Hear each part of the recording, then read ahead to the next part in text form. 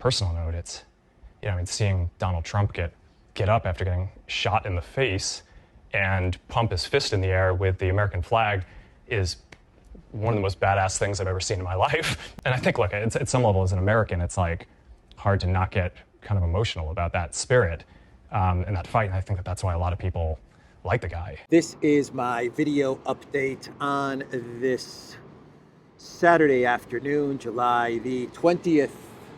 Let's talk about some news. And let's start things off with Zuckerberg's interview, where the Zuckbot said that Trump is badass. When Trump stood up and pumped his fist in the air and said, fight, fight, fight, according to the Zuckbot, that was badass. And Zuckerberg also said that as an American, you can't help but get emotional seeing Trump stand up and say, fight, fight, fight, at the campaign rally after the assassination attempt. That is what Zuckerberg said in this interview. Emotional and Zuckerberg. Zuckerberg getting emotional. Emotional and Zuckerberg. Somehow those words just don't fit together, right?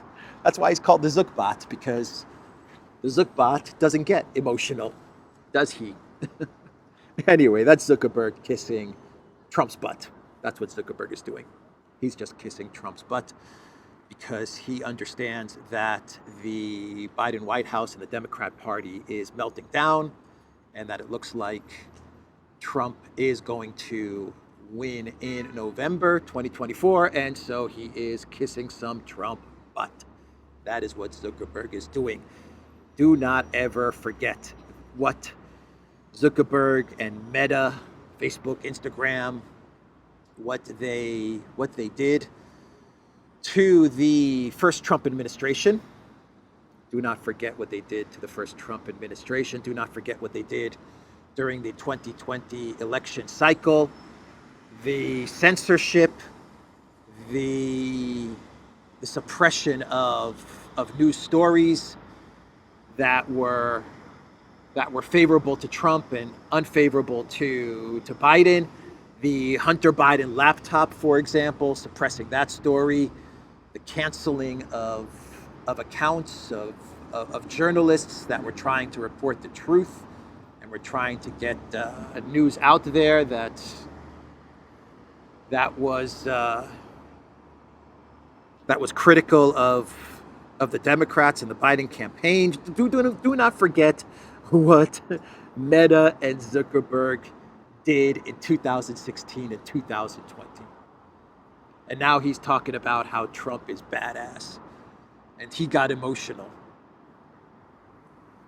If Trump wins in November, what I would do if I was Trump, given everything that Zuckerberg did and everything that Meta did to his administration, to his supporters, to the Trump campaign of 2020, what I would do is I would designate Facebook as a monopoly, and I would break it up. That's what I would do. I would break that sucker up. That's right. I would make Facebook its own company. I would make Instagram its own company. WhatsApp would become its own company, and I would actually even take apart the advertising platform that powers the ads, that drives the ads to all of the Meta properties and Meta apps. I would spin off the advertising platform to be its own company.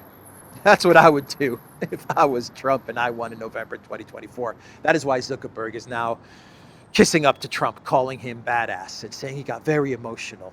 He got very emotional seeing Trump pump his fist in the air and saying, fight, fight, fight. Do not trust the Zuckbot. So Senator Josh Hawley, he said that after listening to whistleblower testimony about the events that went down at the campaign rally, that the Department of Homeland Security, they did not provide adequate Secret Service protection. Actually, according to Hawley, the Department of Homeland Security, They provided Homeland Security agents and not an adequate amount of Secret Service protection. Whistleblowers tell me that most of Trump's security detail working the event last Saturday were not even Secret Service. Hawley, a Republican from Missouri, said on Friday, accusing the Department of Homeland Security of assigning unprepared and inexperienced personnel to the campaign rally. In a public letter to DHS Secretary Mayorkas, Hawley said whistleblowers with direct knowledge of the event told him that the majority of the security detail were not, in fact, USSS agents, but instead drawn from the Department's Homeland Security Investigations, HSI. So that is according to whistleblowers. Inadequate security provided to Trump, not enough Secret Service agents, and instead what Mayorkas provided the Trump campaign at the rally was Homeland Security Investigations, agents from the Department of HSI. That is what they gave Trump instead. And the Wall Street Journal, they are reporting that the gunman at the event flew a drone over the rally site hours before the attempted assassination. So we know that the security detail provided to Trump did not fly any drones during the rally. That we know. And now the Wall Street Journal is reporting that the gunman actually flew a drone at the rally before it started up. With each passing day, things get more and more suspicious. The more information we get, the worse it looks with everything that happened at this campaign rally in Pennsylvania. So that is what Josh Hawley said. And let's talk about Biden. Let's now talk about Professor Biden. Will he stay or will he go? Girl, you gotta let me know. Should he stay or should he go? Well, the odds makers, the betting companies, they are saying that Biden is toast. They're saying that the incumbent president withdrawing has reached as high as 84%. That is what the odds are putting it at. 84% Biden goes. Biden, on the other hand, he is saying that he is staying put. Not only is Biden staying, but according to NBC News, Biden feels betrayed. Betrayed by the Democrat Party, betrayed by Obama and Pelosi and Schumer and Jeffries and Schiff and the donors and everyone. Everyone has betrayed Professor Biden. But he's staying put, according to NBC News. I have been betrayed. Betrayed by my own party. That is how Biden feels. And CNN is reporting that Dr. Jill Biden, Dr. Jill, is going to Paris. Paris. She is going to Paris. And she will be leading the U.S. delegation at the Olympic Games, which begins on July 26th. And according to CNN, Dr. Jill, she will be hosting a fundraiser in Paris amid campaign chaos. What does that tell you? She will be raising money for Professor Biden in Paris in about a week's time. So if Biden does not step down tomorrow on Sunday, then Biden is staying, at least for another week. Maybe raise a bit more cash and maybe then he'll resign. I don't know. I don't know what's going down. But Dr. Jill is going to Paris She will be leading the U.S. delegation at the Olympic Games, and she is going to raise some money. You have to be pretty dumb to give money to the Biden campaign. Who in God's name is going to donate money to the Biden campaign? My God. You have to be pretty dumb, but you know, there'll be people that will donate. I'm positive of it. There will be people that still believe in Professor Biden. So we had the phone call, everybody. We got the phone call. Trump and Elensky.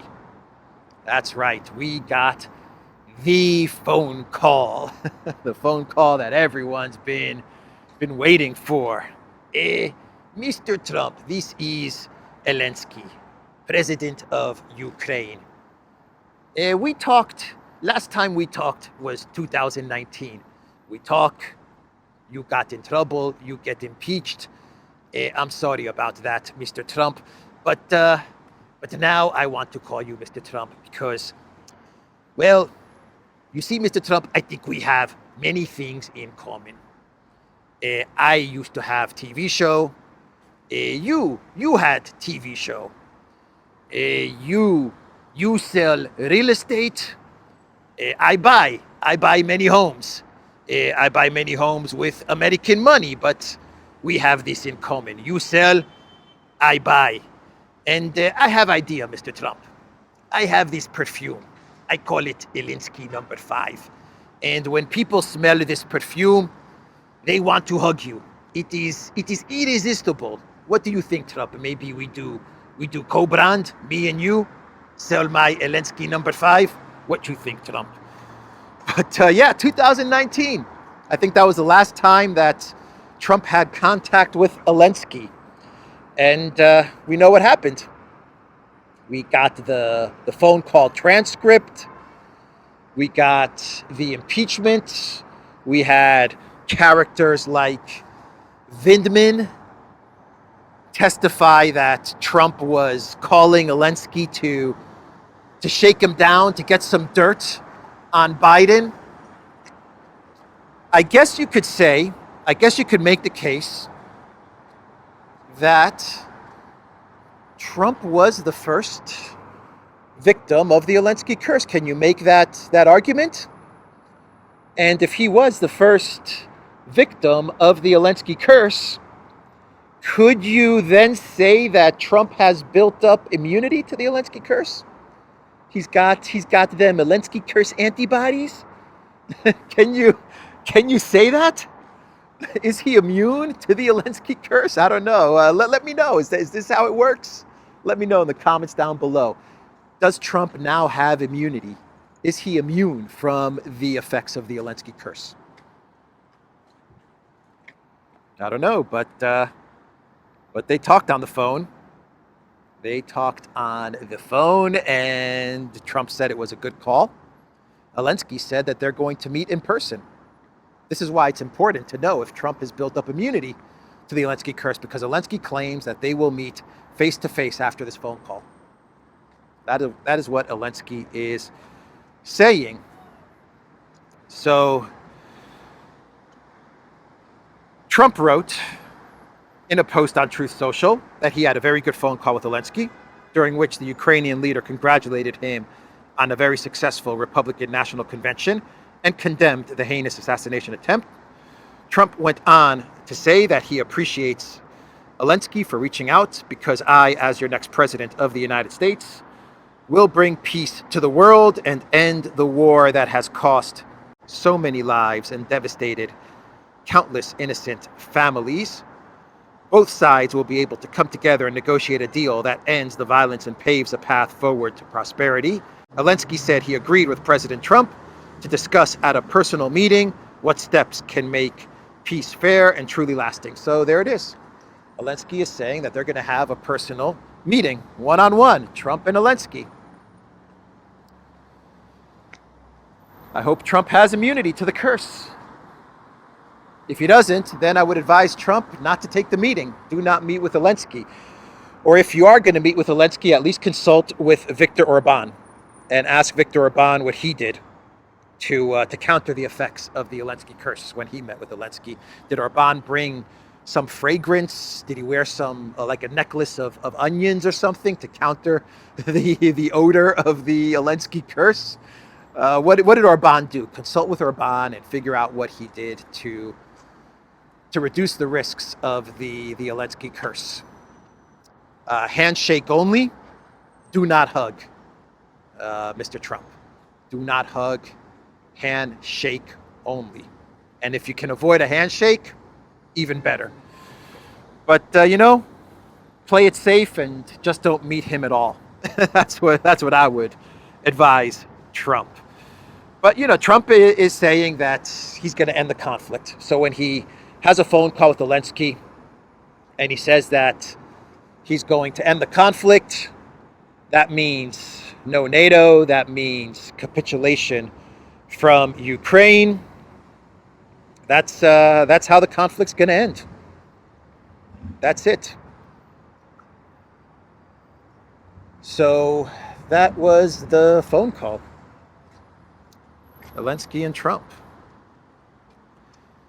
So we have another think tank event that is taking place in Aspen, the Aspen Institute, and they are talking foreign policy and geopolitics. And if you're going to talk foreign policy and geopolitics, well, you have to have the Biden White House foreign policy whiz kids, the golden boys, at this event.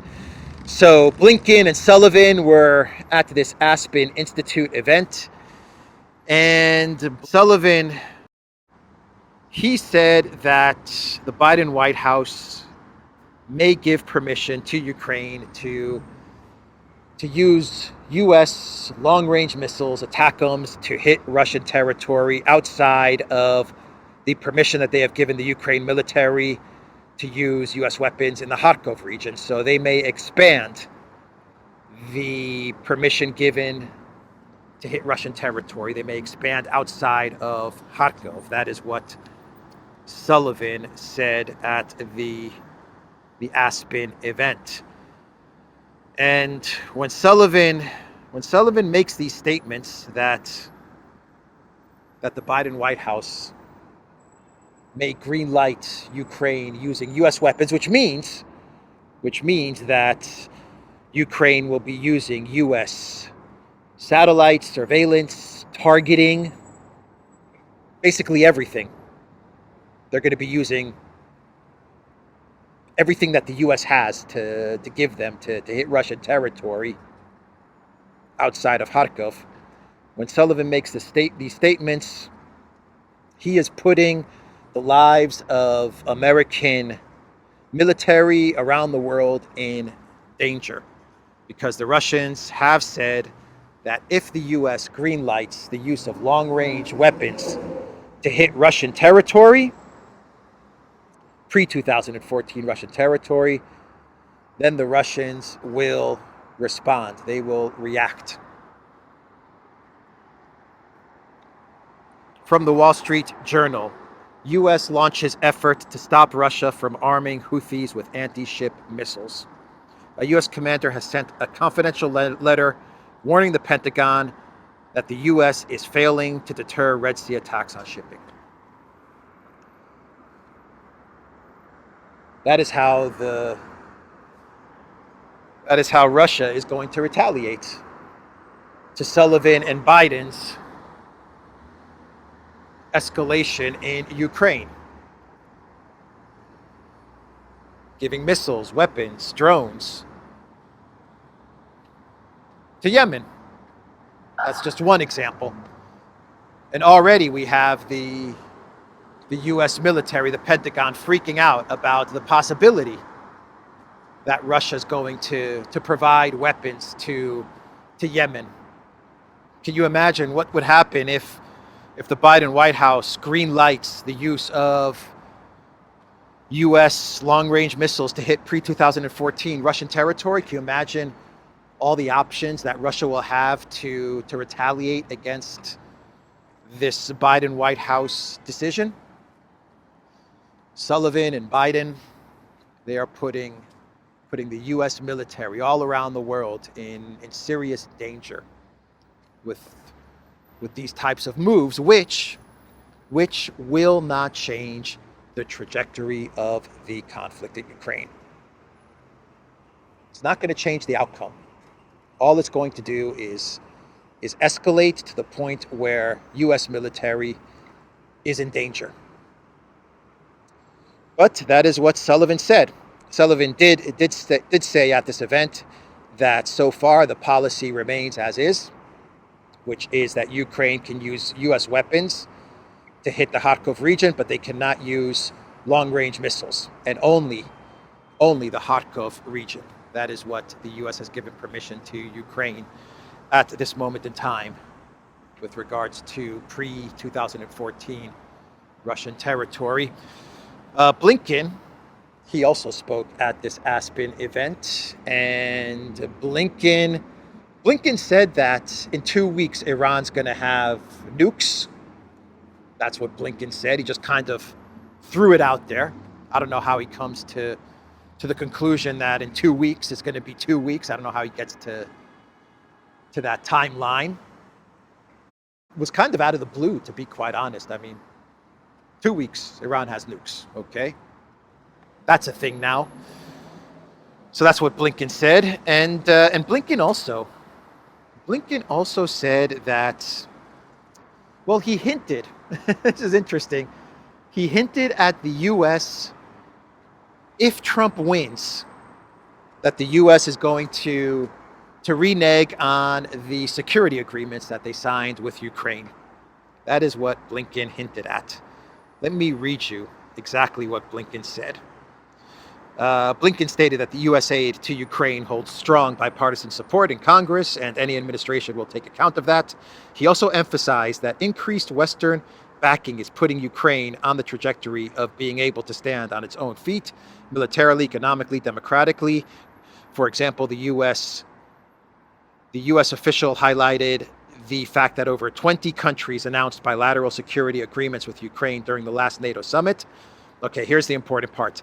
And that means that all of these countries, including the United States, have committed to help Ukraine for the next decade build up its deterrent capacity, build up its defenses, Blinken said. Now, if we were to renege on that, I suppose that's possible. But happily, we have another 20 some odd countries, and we're heading to more than 30 that will be doing the same thing. These are long-term commitments in Ukraine. You know what Blinken is saying? Ukraine, if Trump wins, you are screwed. We are reneging on the security agreement. That's what Blinken is saying right here. And he's trying to package it as if, don't worry, when Trump wins the election in November, don't worry. We're going to renege on our security agreements. We're done supporting you. But you have another 20, 30 countries that have signed these 10-year security agreements with you. You know, countries like Estonia and Latvia and Lithuania.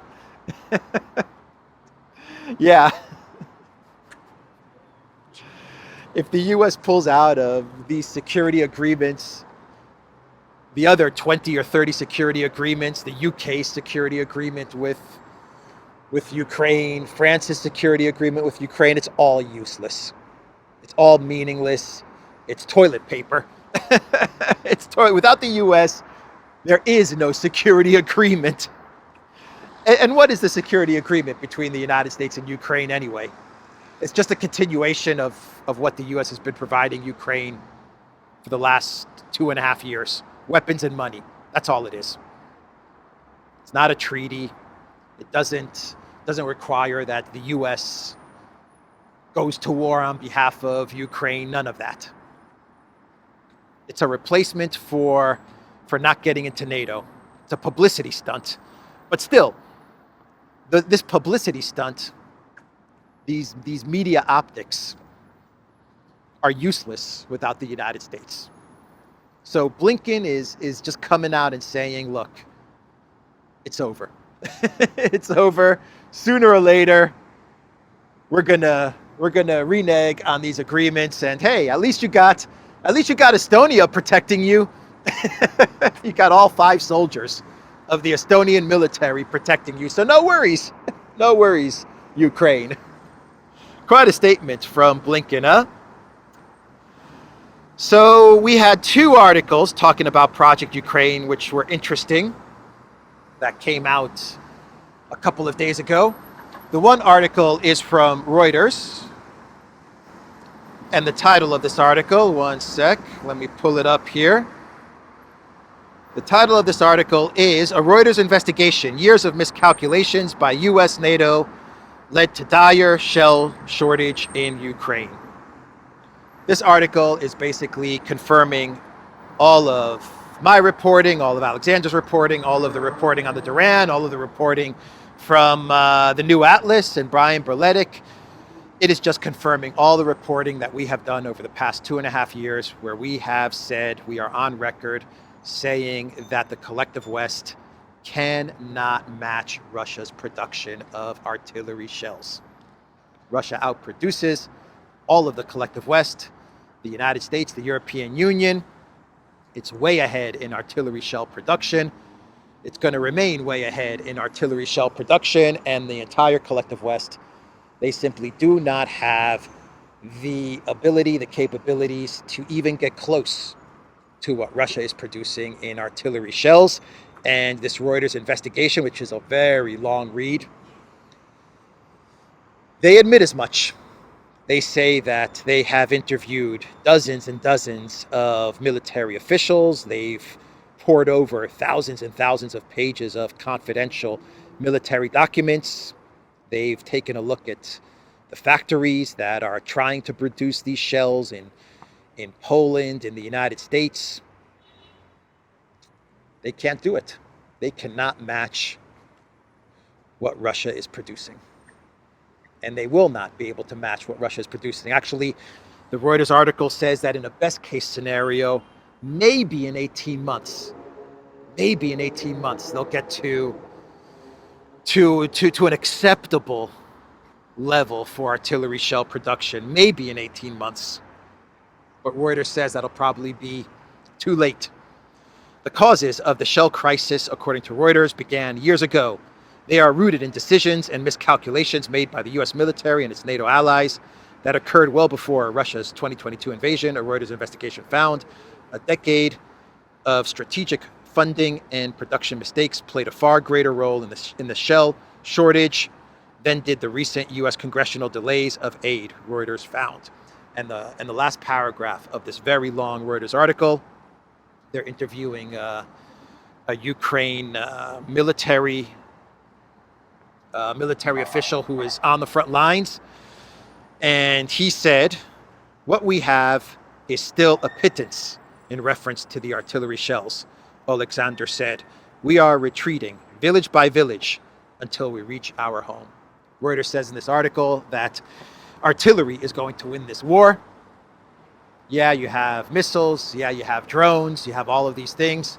But at the end of the day, it is all about artillery. It's a war of attrition. Whoever produces more artillery, whoever fires more artillery, will win this war. And you have these Ukraine soldiers that Reuters interviewed saying that they don't have enough artillery shells to even get close to what Russia is firing, and they are retreating village after village after village. That's the Reuters article. And you had an article from this think tank called ODYSEE. This article has the title, Preliminary Lessons from Ukraine's Offensive Operations 2022-2023. So what this article, this think tank article, does is that it's an investigation to figure out what went wrong with the super duper spring, summer, winter, fall, spring counteroffensive that offended me and offended you and offended everybody in 2023. What went wrong with this counteroffensive? And this is also a long investigation. But the main point, the main reason for the counteroffensive failing, this is the main reason, the number one reason. Now get this, this should be my clown world. But according to Rusi, the reason that the counteroffensive failed, this is incredible, is because the Russian military did not run away. That's right. This is not a joke. The reason it failed is because the Russian military did not run away, run away, run away. Like the Holy Grail, Monty Python, run away, run away. That's what they thought. They thought, they seriously thought, they believed, they were confident, this is incredible, that when the Ukraine military began their advance in the south, that the Russian military would drop their weapons and they would run away. Because they believed all of the ridiculous, dumb hype about the Kharkov and Kherson super duper great counteroffensive. They believed that the Russian military ran away during Kharkov and Kherson, and they were expecting the same thing to happen during the super duper 2023 counteroffensive. They believed the lies, the propaganda of Kharkiv and Kherson. They didn't realize that Russia was pulling back, retreating to a more favorable position for a better strategic position. They didn't want to believe that. They thought that Russia was running away at the side of the Ukraine military, and they thought, okay, that's the formula. That's the formula. We'll just amass a military force. We'll move towards Russia, and they will run. The most serious error made in planning by Ukraine appears to have been the basis on which it was determined that the main effort could succeed under these circumstances. Rather than using tempo and concentration to defeat 6 Russian regiments, it was hoped that shock action would cause Russian troops to break, as had occurred around Kharkov in 2022. They were hoping that Russia was going to run away. What a bunch of clowns. What a bunch of clowns. So that's the Rusi think tank article, investigation as to what happened in 2023 during the super duper counteroffensive. Let's do a clown world, and we will wrap this video up. And this clown world takes us to the computer CrowdStrike Microsoft systems meltdown that happened yesterday.